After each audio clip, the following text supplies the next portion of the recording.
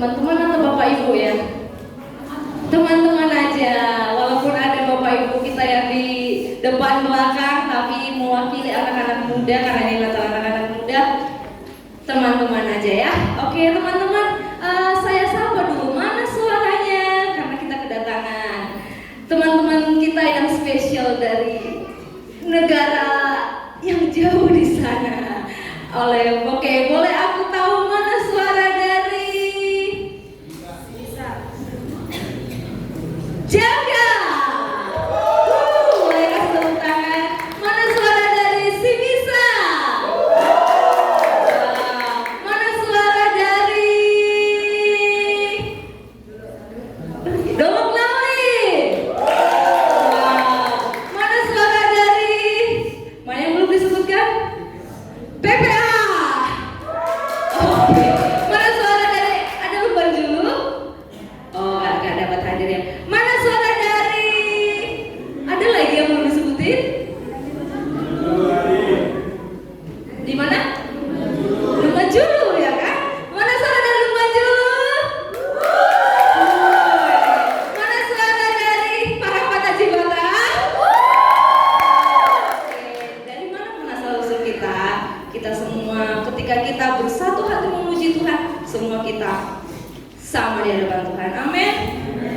Oke teman-teman aja ya teman-teman.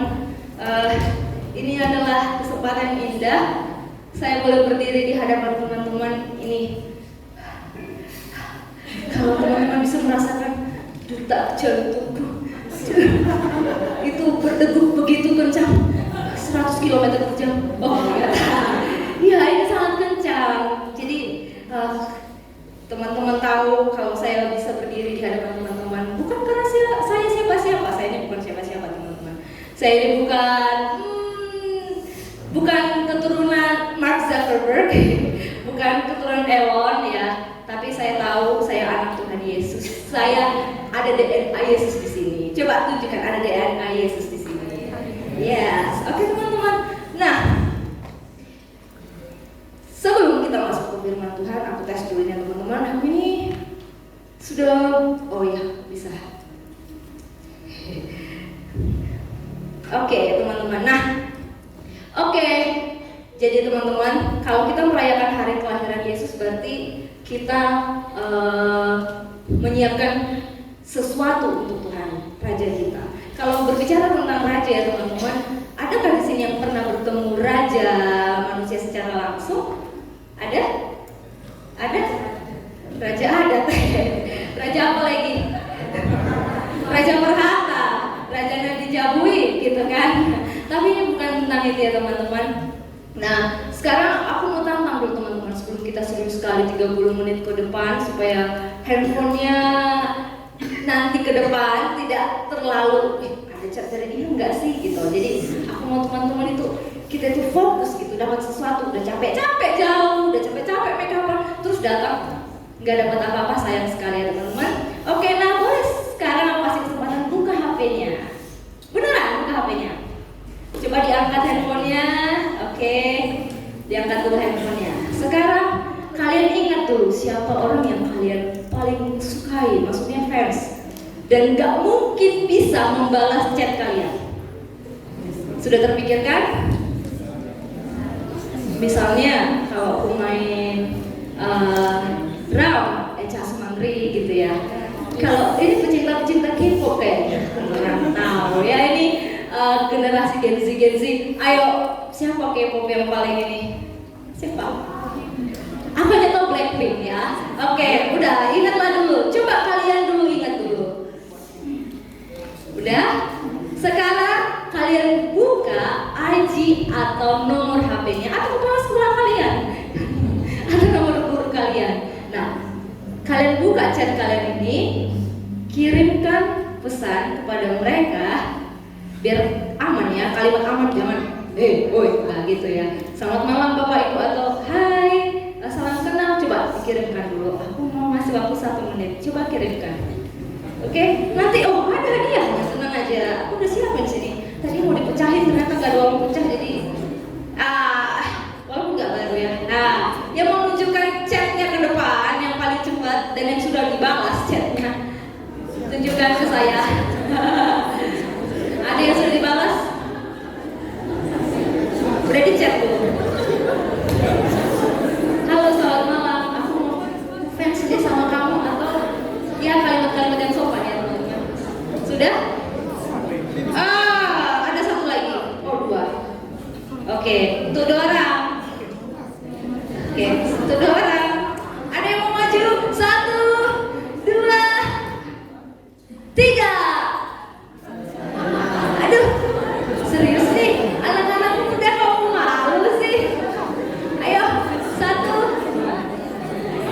Oke, aku yakin gak akan dibalas sih. Aku yakin gak akan dibalas, karena kita bukan orang penting sama mereka.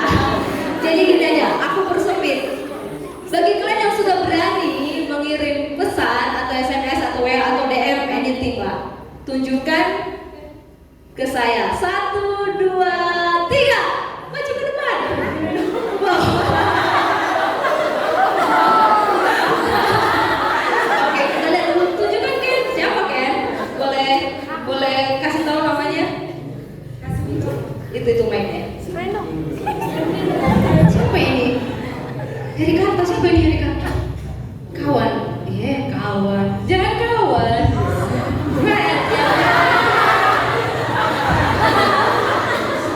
Kan tadi dulunya orang yang kalian gemari, yang gak mungkin membalas chat kalian itu tadi kan. Entah K-pop, entah pemain sinetron, entah artis, entah pemain sumo. Ayo, ada Harry Kata. Oh, ini sudah chat-chatan mereka, jadi ditolak dulu ya. Makasih Kak buat keberaniannya. Oke. Ada yang tunjukin. Ini siapa ini cantik ini? Oke, siapa? Oh, perkenalkan dulu namanya. Halo semua, saya Mirza Rizkita Hutagalu. Oke, hai Mirza. Hai Kak. Oke, kamu habis chat siapa sih, Mir? Jadi aku chat salah satu idol K-pop favoritku, yaitu Markley dari NCT 127. Siapa? Aku aja nggak tahu. Siapa itu? Maki. Oh, oke. Dibalas nggak? Nggak dibalas. Oke, tapi karena dia berani, kita kasih dulu. Oke, silakan duduk Mirza. Thank you. Oke, ada lagi, satu lagi nih. Gak ada yang berani ngechat. Entah mau main bola gitu. Entah David. Oke. Halo. Iya, dengan kakak siapa ini? Ya. Kakak? Oh, kakak Anggi Purba. Iya, perkenalkan dulu namanya Kak. Perkenalkan, nama saya Anggi Purba. Dari mana? Dari GPD Donggala. Donggala. Mana sekarang Donggala? Oke. Boleh tunjukkan chatnya. Kamu habis chat siapa? Sania Leonardo, salah satu relawan yang ngasih sumbangan ke si Boroga seleb TikTok. Oke. Dibalas gak? Dia udah chat loh ternyata dari awal Kak. Oke. Dan gak dibalas ya. Tepuk tangan dulu. Karena dia sudah berani, kita kasih dulu yang tidak seberapa ini. Terima kasih lagi. Oke. Nah gitu ya teman-teman. Kita ini walaupun kita punya orang yang kita gemari, yang punya kedudukan, yang punya tahta, atau raja, jangankan dulu raja ya, hanya orang-orang yang kita, itu keren banget tuh main piano, atau itu keren banget sih kakak itu, aduh keren banget. Terus kita pengen jalin komunikasi nih sama mereka, belum tentu bisa, karena kita ini siapa lah ya? Kita ini bukan siapa-siapa ya teman-teman. Tapi saat malam hari ini kita mau belajar tentang bagaimana kita bisa bertemu dengan raja yang sesungguhnya. Kalau raja-raja di bumi ini kita nggak bisa hampiri ya teman-teman, kita nggak bisa menghampiri orang-orang yang kita idolakan, banggakan. Tapi ada satu pribadi yang bisa kita temui, dan ternyata dia yang menemui kita. Kita baca dulu judulnya pada saat malam hari ini apa? Sang Firman. Coba lebih kencang lagi. Sang Firman. Kalau teman-teman belajar bahasa Indonesia, sang itu apa sih? Sang. Seorang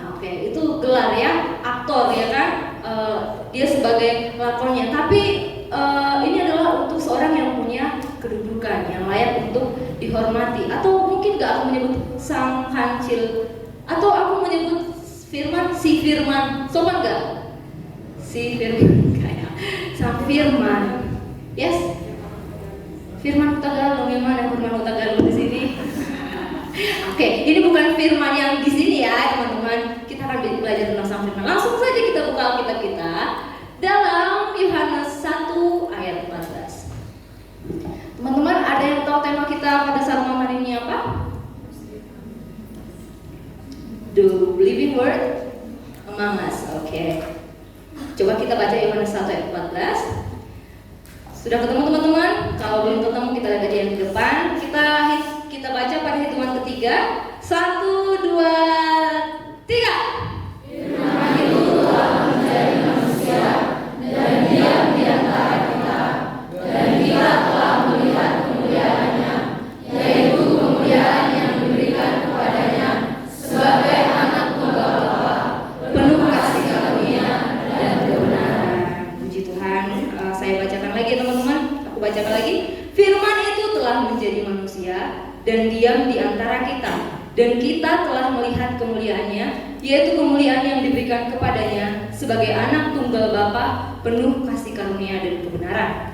Oke, pasti teman-teman juga udah pernah dengar ini ya. Firman di sini pribadi ya teman-teman, bukan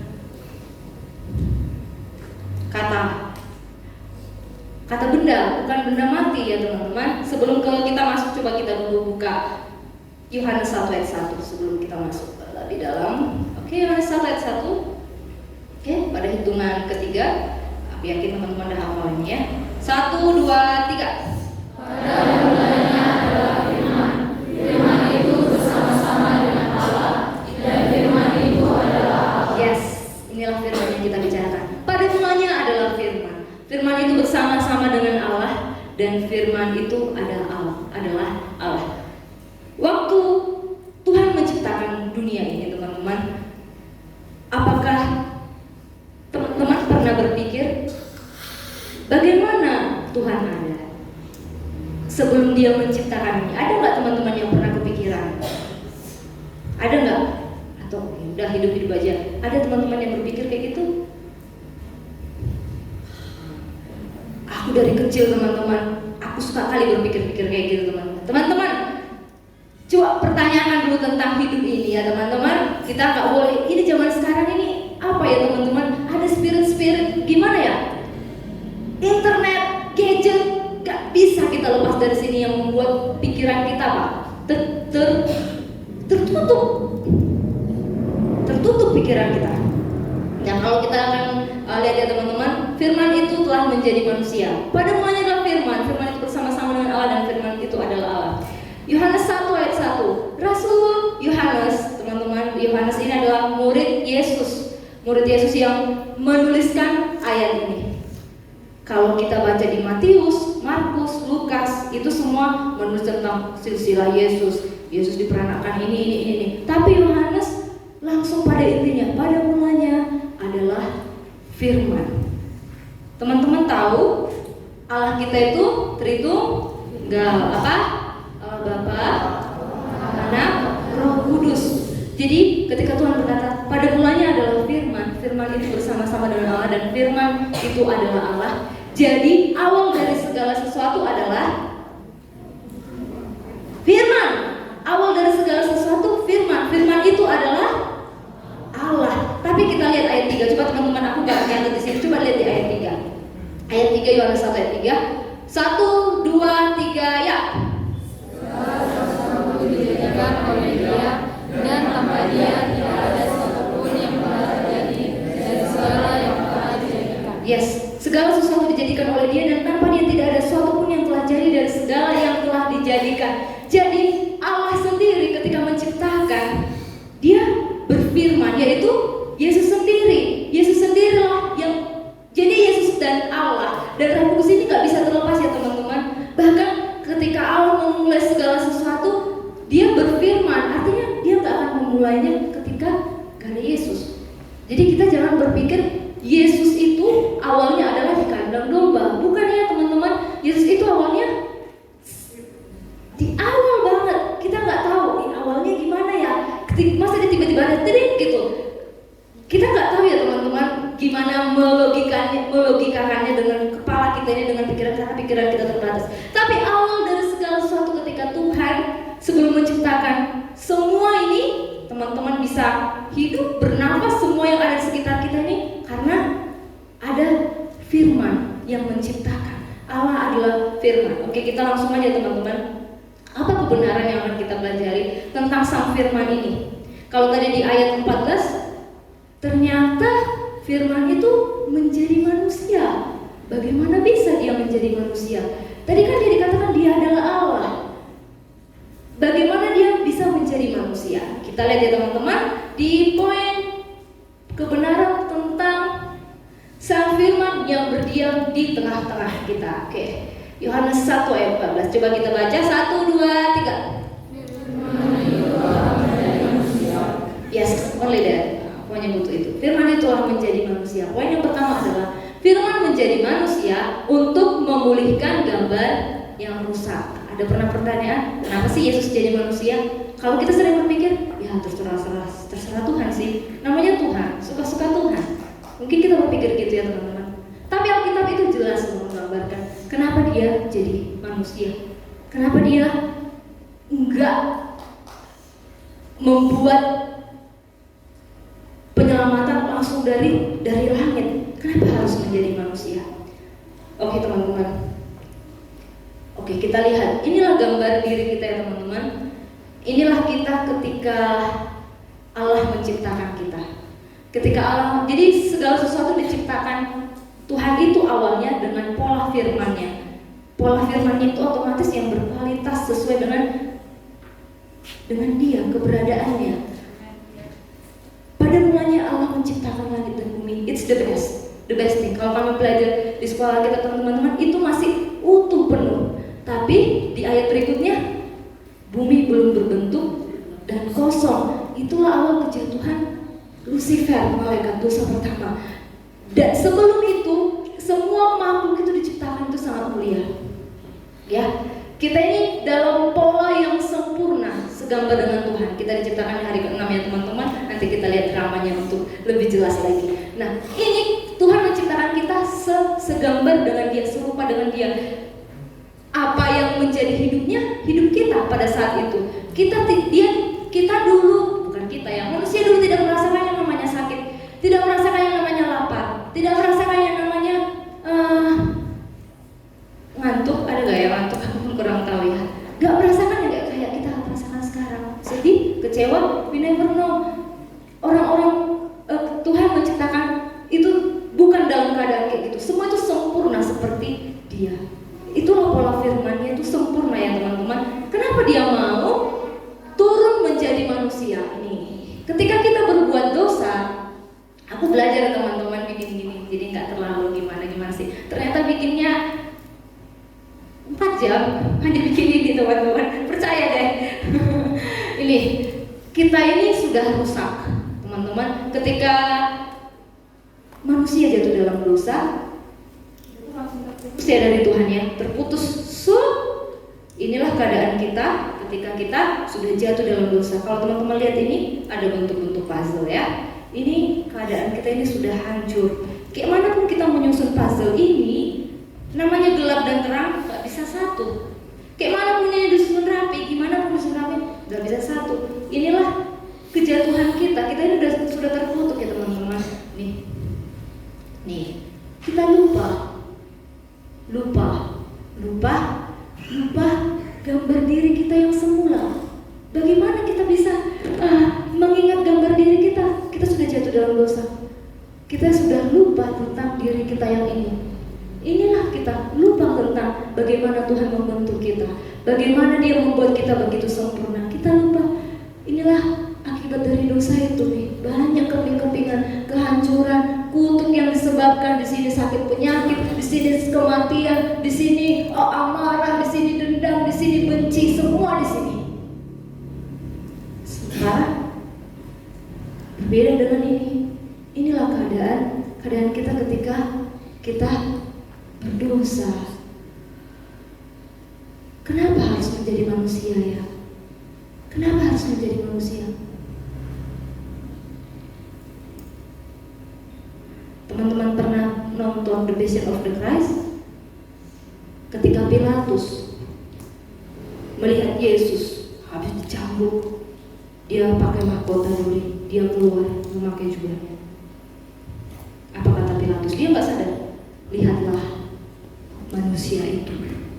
Kenapa dia katakan manusia itu? Lihatlah manusia itu.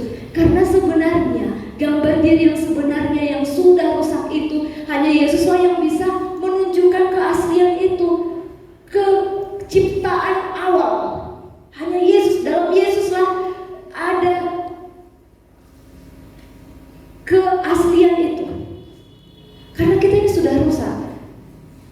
Kan kita tahu semua kita misalnya ini berketurunan, semua melahirkan keturunan-keturunan yang akan binasa. Tapi ketika Tuhan Yesus datang, Dia menghapus semua kutuk itu, teman-teman.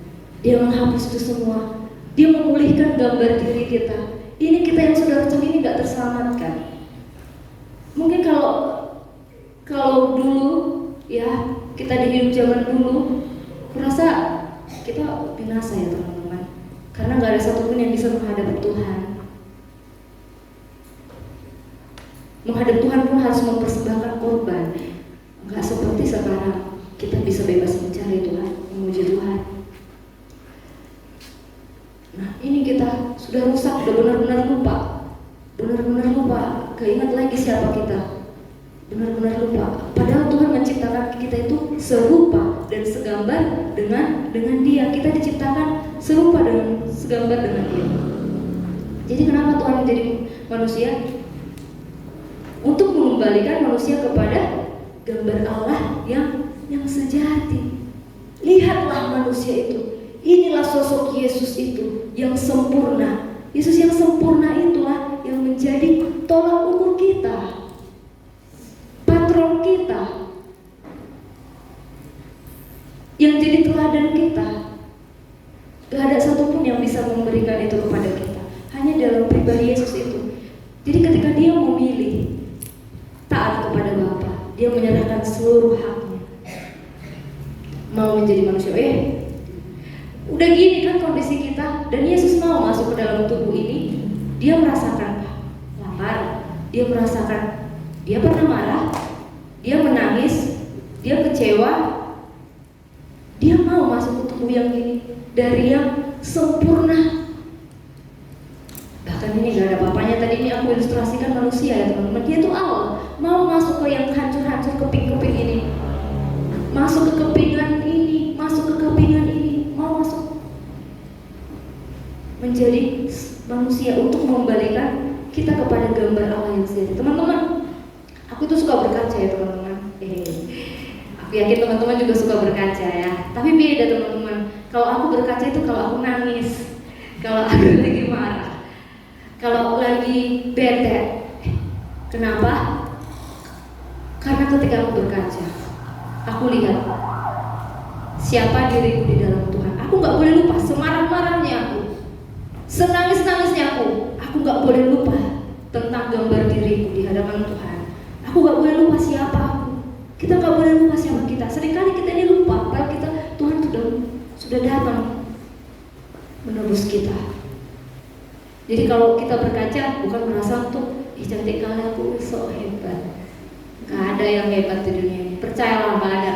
Kalau lebih keren kali kakak itu, gak kalian tahu di kamar gimana, gak kalian tahu sama Tuhan gimana Tuhan. Gak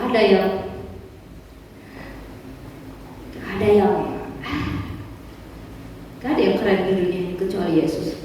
Hanya Yesus yang mempesona hatiku. Udah pernahkah teman-teman berpikir seperti itu? Yes. Hanya Yesus yang bisa mempesona hati kita. Oke, nah teman-teman, kita kembali lagi. Oke, masih banyak ternyata kepingan-kepingan kehancuran kita ini ya teman-teman. Nah, inilah keberadaan kita, keadaan kita. Nah, sebelum Yesus datang. Nah, sebelum kita menerima Kristus. Nah, inilah anggaplah ya teman-teman. Inilah Yesus ya. Mana Yesusnya? Lihatlah ini yang garis-garis merah ini. Wah, darah anak domba Allah ya. Dia datang masuk menjadi manusia. Oke? Menjadi sama seperti kita. Yes. Menjadi sama seperti kita. Jadi ketika kita berkaca, kita melihat siapa? Melihat siapa? Melihat Yesus. Jangan berkaca melihat, ih pesek kali hidupku, ih kok gini mukaku ya, kok kayak gini ya. Tuhan menciptakan segala sesuatu sempurna. Gak ada yang cacat di hadapannya, gak ada yang jelek. Lebih cantik kakak tuh daripada aku. Tergantung selera sih. Ya kan? Tergantung selera, tergantung kacamata. Kalau semua seleranya sama, yang lain gak laku. Ya, Tuhan itu adil buat teman-teman. Gak ada yang jelek. Apakah di sini merasa jelek? Ayo. Kok aku gak tingginya 170 cm? Kok aku gak bisa terbang? Ada di situ seorang yang selalu pengen terbang.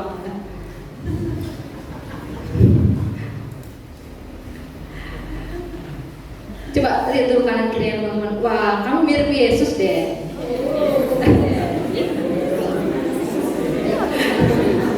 Jangan kalian bilang ya teman-teman, baru dimarahin aku, tengok lah kok ya. Kayak gini muka Tuhan Yesus. Nggak kayak gitu ya teman-teman. Teman-teman, kita semua itu bertumbuh ya, berproses ya teman-teman.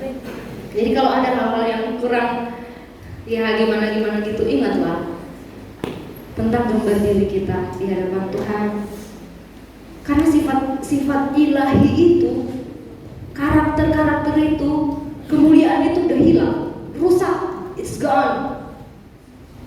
Kita tuh hidup selama ini sebagai manusia yang tanpa tahu siapa dirinya. Itu kenapa kita jalan.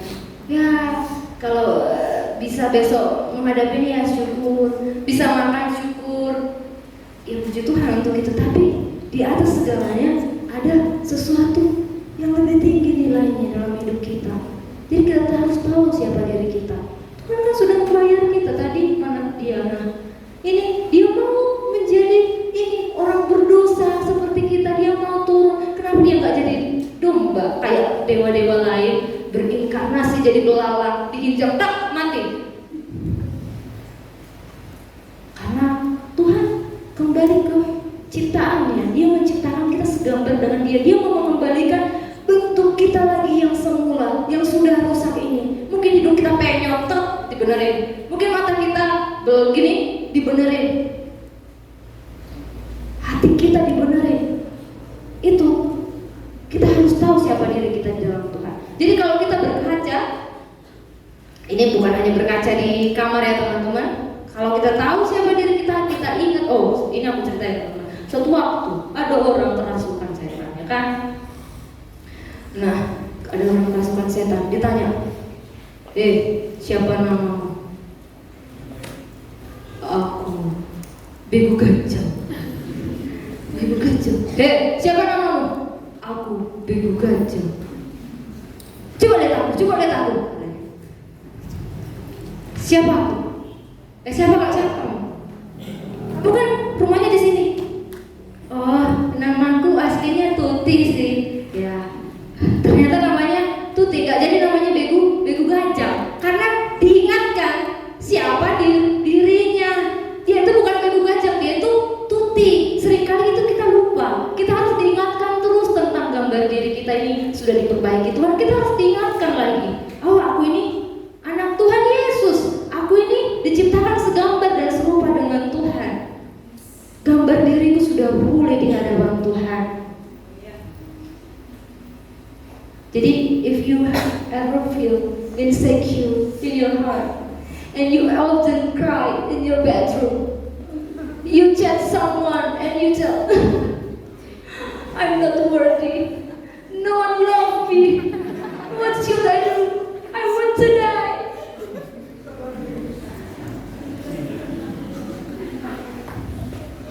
Teman-teman, aku ngomong ini juga berguna. Jesus loves you. Makanya dia mau menjadi manusia, memulihkan gambar diri kita. Kita harus tahu tentang nilai diri kita, betapa berharganya kita di hadapan Tuhan. Amin teman-teman. Coba katakan kanan kiri, kamu sempurna. Jangan lihat ya yang hidung-hidung yang pesek ya. Kamu sempurna karena aku melihat Yesus di dalammu yang sempurna. Ya, dialah gambar Yesus yang sempurna. Oke. Kita lanjut teman-teman. Nah, ini tadi ya kita ya yang hafal jadi anak Tuhan Yesus loh. Oke, coba kita baca di Yohanes 1 ayat 14 juga. Di ini, oke. 1, 2. Ya. Yes, dan diam di antara kita. Kita lihat nomor 2, firman diam di antara kita. Allah hadir mendampingi pergumulan manusia. Dia diam di antara kita ya teman-teman. Kita lanjutkan tadi ya. Nah, ketika Yesus sudah di dalam kita, dia itu bukan kayak kamu ya. Teman-teman tahu kamu, dia datang terus pergi. Atau teman-teman pernah lihat orang kerasukan, dia datang dipaksa, habis itu dia pergi meninggalkan. Tuhan Yesus itu nggak seperti itu. Dia adalah firman yang diam di antara kita, yang diam tinggal di dalam kita. Diam itu artinya berkemah. Berkemah otomatis di situ ada tempat tidur, disitulah kita makan, disitulah kita tinggal, ya, disitulah kita hidup. Nah, jadi Yesus tinggal bersama-sama dengan kita. Di dalamku, di dalammu. Jadi ketika kita mungkin teman-teman merasakan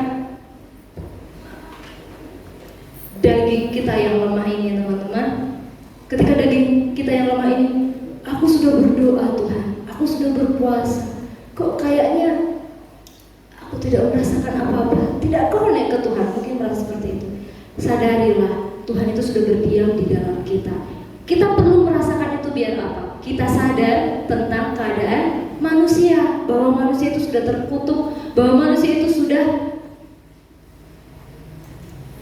hilang, udah berdosa. Jadi gimana pun kita membuat diri kita dipermak begitu indah, dibuat begitu cantik, begitu rupa, kita itu manusia. Nah, firman diam tinggal di dalam kita. Yesus itu tinggal bersama kita ya. Kalau teman-teman tahu bangsa Israel itu punya mesbah, teman-teman, tabernakel. Jadi ketika bangsa Israel ini menyeberangi laut Tebrau, atau ketika bangsa Israel ini melakukan perjalanan, mereka itu selalu mengangkat tabut Tuhan karena ada Tuhan di situ. Nah, kita nggak seperti itu teman-teman. Jadi kemanapun kita berada, kediaman Tuhan sudah ada di dalam tubuh kita. Nggak perlu lagi kita ngangkat-ngangkat tabut Tuhan dan kita harus mempersembahkan korban. Kita tidak perlu lagi seperti itu. Tubuhmu adalah bait Kristus, dan Kristus sudah tinggal di dalam kamu, dan firman itu sudah tinggal di dalam kita. Amin teman-teman. Aku grogi kali ya teman-teman, sungguhan deh. Aku sangat grogi dengan tatapan teman-teman. Haleluya. Oke teman-teman, kakinya Tuhan itu ketika dia turun dari surga, dia nggak berhenti di hotel bintang 5. Dia nggak berhenti di istana Jokowi, udah Prabowo ya. Dia nggak berhenti di rumah Elon. Dia nggak berhenti di tempat-tempat mewah teman-teman. Berhenti di mana dia? Di mana kakinya berhenti? Di mana kakinya Tuhan berhenti? Di sini. Kita ini nggak siapa-siapa teman. Kita ini orang berdosa. Kita ini orang-orang yang layak binasa, tapi Tuhan mau berhenti di sini, tinggal di sini. Kenapa dia memilih kandang domba bukan hotel bintang 5? Lebih oke lah. Mungkin lebih layak untuk hidup Yesus. Namanya bayi. Aduh, sensitif nih kulit anakku. Yesus enggak.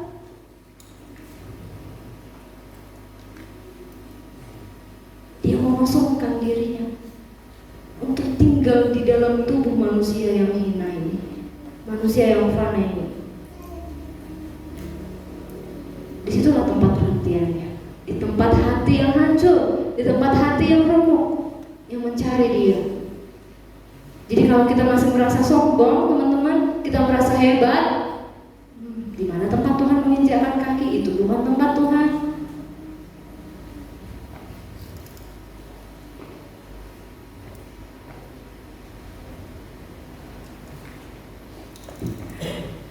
Teman-teman,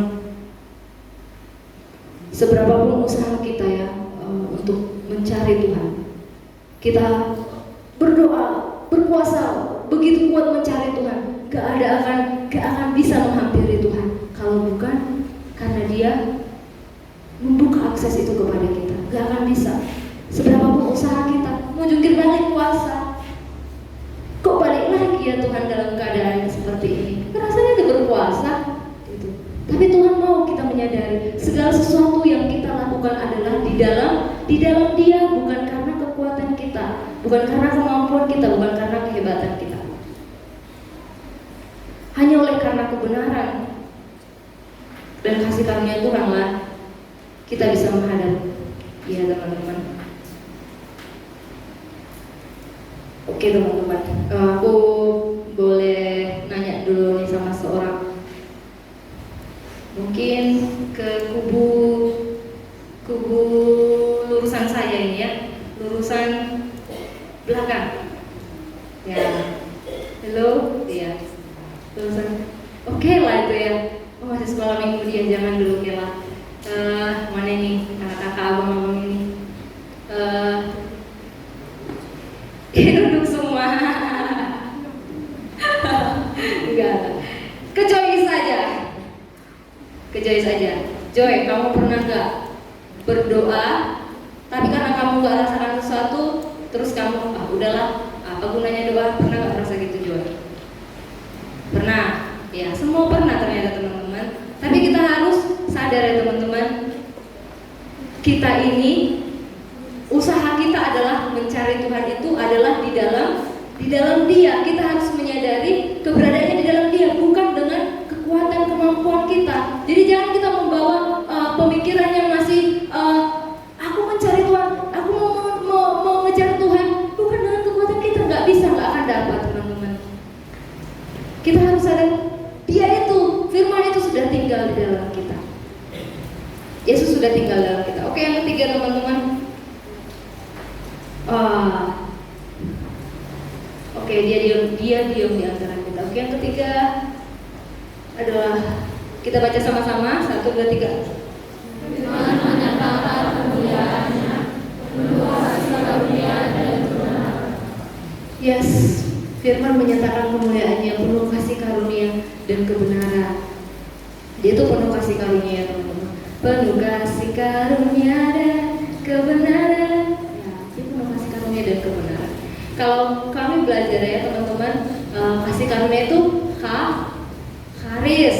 Kita nggak layak dapetin, tapi Tuhan kasih hak itu kepada kita. Itulah kasih karunia yang Tuhan kasih kepada kita. Walaupun kita nggak layak, Tuhan kasih itu kepada kita. Dia penuh kasih karunia dan kebenaran. Jadi dia bukan hanya sekedar membabi buta cintanya, tapi dia juga punya standar, yaitu kebenarannya. Suatu waktu ada seorang hakim, dia harus mengadili suatu sidang. Terus diketok palu, tok tok tok tok, denda,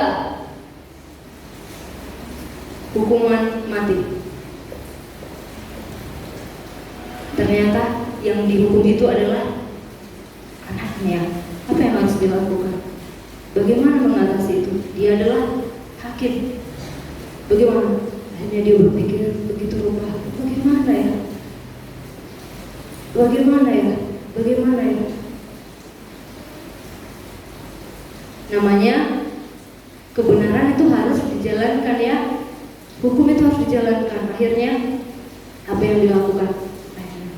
Pada malam hari dia pergi ke sel anaknya itu. Ini aku yakin teman-teman udah pernah dengar cerita ini. Dilihatlah anaknya itu pakai baju tahanan. Bagaimana mata bapaknya menatap anaknya itu ya?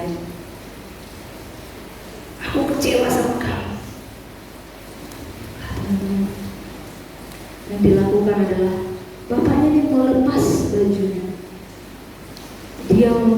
bajunya ini kepada anaknya. Baju tahanan anaknya itu dipakai oleh bapaknya, dan bapaknya lah yang menunggu di penjara. Jam berlalu dan sudah pagi ya teman-teman. Oke, bawa tahanan itu ke sini. Lihat anaknya udah, gimana ini maksud bapak ini? Gak ngerti aku, gimana ini maksud bapak ini? Pikir anak ini, gimana maksud bapak ini? Diingatlah semua yang kejahatannya. Aku udah jahat, aku udah mencuri, aku udah merampok, aku udah membunuh. Aku layak dihukum mati. Terus dilihat bapaknya, bapakku yang di penjara. Dia menangis. Ini belum dihukum, dia menangis. Apa yang akan terjadi besoknya? Apa yang akan terjadi ya? Akhirnya waktu pun tiba. Tet. Dibawalah orang yang memakai baju tahanan ini, yang alias bapaknya,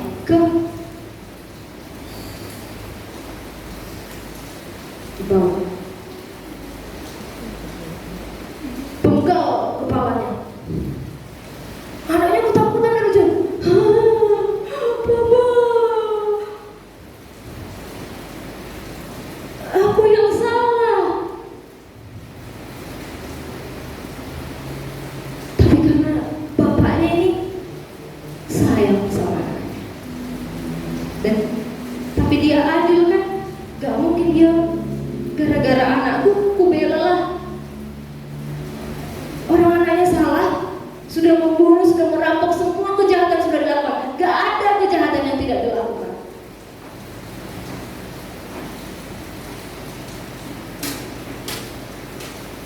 Penggal kepalanya. Anaknya gak sanggup lihat. Tak.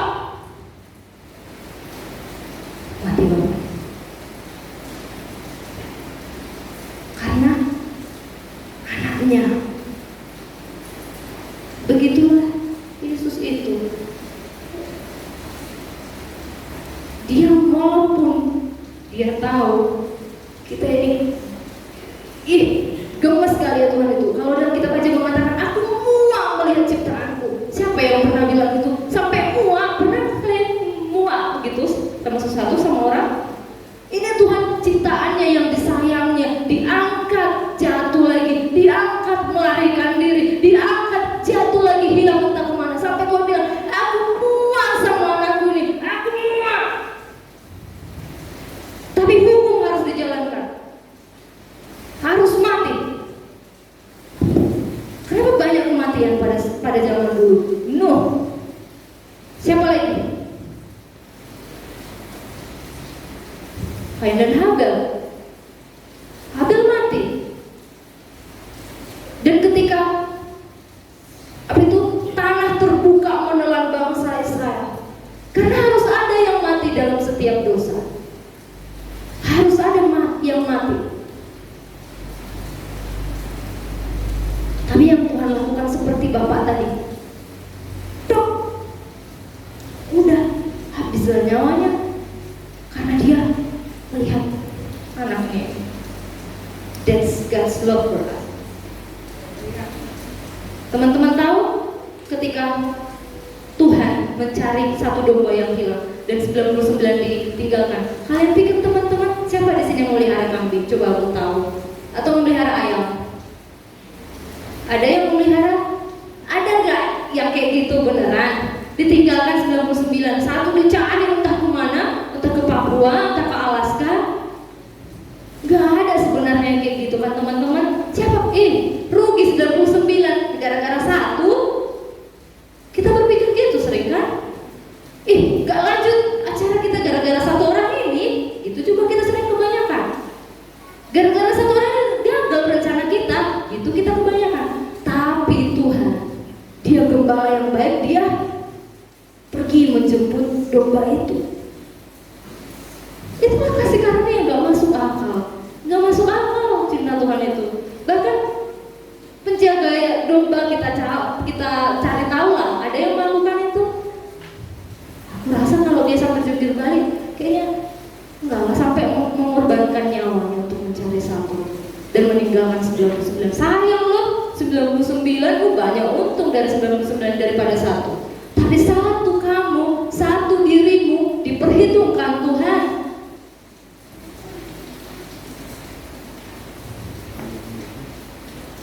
Gak ada yang terlewat. Bahkan ketika satu orang bertobat, apa kata Tuhan? Seisi surga bersuka cita. Itulah kasih karunia yang gak masuk akal sama kita. Itu kasih karunia. Kita gak layak mendapatkan itu, tapi kita diberi hak itu.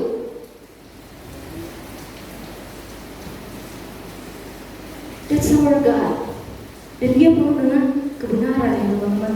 Kebenaran itu tadi, dia adil, dia punya standar, dia punya pola, dia punya peraturan, ketetapan-ketetapan yang kita harus pegang.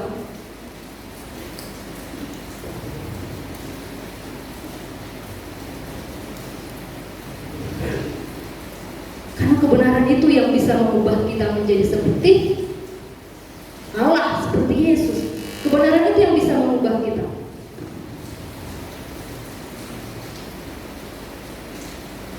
Kebenaran itu murni ya teman-teman, bukan kebenaran yang kita bikin sendiri kayak teman-teman gitu. Kebenaran yang murni, pasti. Itulah kebenaran Tuhan. Dan itu yang bisa membawa kita bisa menjadi seperti Yesus karakternya.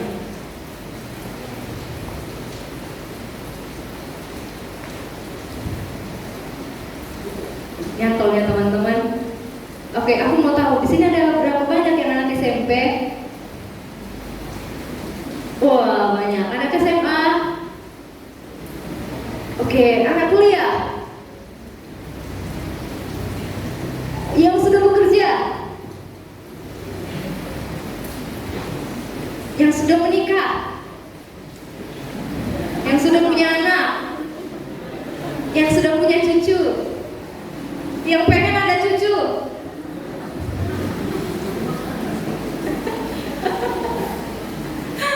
Ini orang tua biasanya.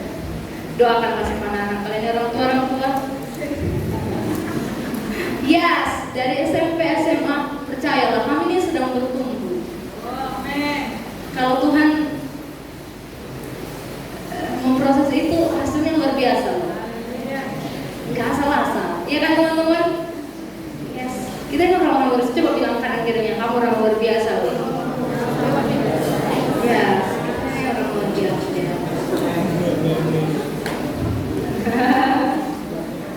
Amen.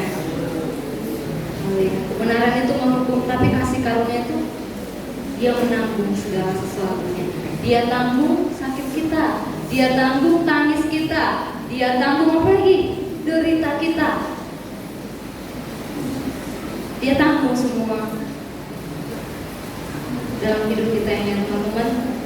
Jadi ingatlah, kemanapun kita melangkah, kemanapun kaki kita pergi, kemanapun kita, apapun yang kita lakukan, aktivitas apapun yang kita kerjakan, ingatlah. Apa tadi yang pertama? Apa tadi yang pertama teman-teman? Kurang kenceng untuk gambar yang rusak. Oke, yang kedua, Firman yang di antara kita Allah hadir menghadiri pertemuan kita. yes. Yang ketiga, Firman menyatakan kemuliaannya, penuh kasih karunia dan kebenaran. amin. Penuh kasih karunia dan kebenaran. Yes, Jesus so loves you guys. Tuhan Yesus sangat mengasihi kita. Apapun yang menjadi problema anak-anak zaman sekarang ya teman-teman, sekarang ini zamannya nggak makin gampang, percayalah. Bahkan kakak rohani kita mungkin pusing gitu. Gimana ya cara ngadepin anak ini? Pusing tujuh nih orang tua kita. Ih, anak-anak zaman sekarang nggak kayak zaman dulu ya, mungkin kayak gitu. Tapi percayalah teman-teman, kita ini ketika kita di dalam Tuhan, ketika kita ada di tangan Tuhan, ketika kita menyadari siapa kita tahu Tuhan ada di dalam kita tahu bagaimana gambar diri kita di hadapan Tuhan, kita tetap kembali sama Tuhan. Kita nggak ditarik oleh zaman ini. Zaman ini makin edar. Mau berbeda teman-teman dari generasi sekarang? Mau teman-teman? Mau. Oke, aku tantang dulu ya teman-teman. song to the boy. Aku tantang teman-teman baca Alkitab satu pasal satu hari. Ada yang sudah melakukannya? Ada yang sudah melakukannya? Love the word of God. Cintai firman itu. Diberkatilah orang yang merenungkan firman itu siang dan malam. Ya seperti pohon yang ditanam di tepi aliran air. Kehidupan kita itu aman ya di dalam Tuhan kalau kita tinggal dalam firman. Oke, kami ucapkan selamat datang buat teman-teman yang baru datang, yang kehujanan, welcome.